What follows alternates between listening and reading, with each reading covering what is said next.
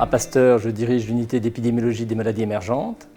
Une de nos missions principales est effectivement de participer à la surveillance mondiale des nouvelles épidémies. L'Institut Pasteur a la chance d'avoir un réseau de 32 instituts qui sont sur les 5 continents et qui nous offrent finalement une possibilité de surveiller les épidémies aux 4 coins du monde. Et ça, c'est absolument unique. Il n'y a aucun autre institut au monde qui ait la possibilité d'être actif sur tant de terrains simultanément.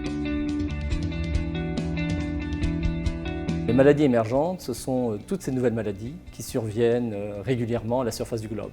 On estime chaque année qu'il y a un nouveau virus, une nouvelle bactérie qui émerge et qui sont responsables d'une épidémie débutante. Donc nous allons sur place. Le premier rôle que l'on a, c'est d'abord de voir s'il ne s'agit pas d'une maladie connue qui apparaîtrait sous une forme un peu atypique, inhabituelle et qui ferait qu'on pense qu'on est en face d'un nouveau virus. C'est souvent le cas. Mais il arrive qu'on se retrouve devant un nouveau phénomène tout à fait inhabituel, où là on se dit il s'agit d'un nouveau virus, il faut l'identifier le plus vite possible afin de pouvoir d'une part comprendre son mode de transmission, mettre en place des tests diagnostiques et puis entamer des recherches à la découverte de traitements et de vaccins pour contrer cette nouvelle épidémie. Les virus, il y en a toutes sortes. Le rhume est dû à un virus, à un coronavirus même très souvent.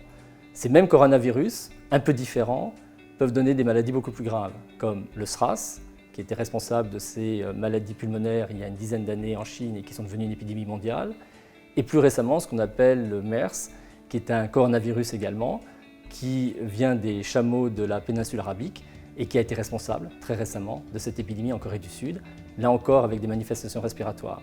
Donc les virus, il y en a partout, il y en a des bénins et puis il y en a d'autres qui peuvent avoir une mortalité associée forte et qui nous obligent à intervenir très rapidement. Ce qui peut toujours arriver, c'est qu'un nouveau virus émerge en population humaine. Les virus existent dans des réservoirs animaux, ils vivent en parfaite harmonie avec l'animal qui les héberge. Et puis, à l'occasion de phénomènes difficiles à expliquer parfois, ces virus passent de l'animal vers l'homme. Donc, quand on prend l'exemple du virus Ebola, il est présent très vraisemblablement dans une chauve-souris, il est transmis à l'homme et le plus souvent par l'intermédiaire des grands primates, des grands singes en Afrique centrale. On est beaucoup mieux équipé qu'auparavant. D'abord, on a un réseau de surveillance partout dans le monde qui repose sur des instituts de veille microbiologique et le réseau des instituts Pasteur en fait partie.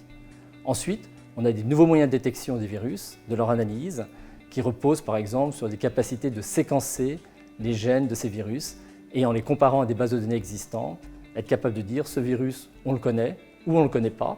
Et s'il est nouveau, grâce à ces similitudes, dire il est probablement de telle famille. Et là, ça permet d'orienter nos recherches pour définitivement isoler le nouveau virus auquel on fait face.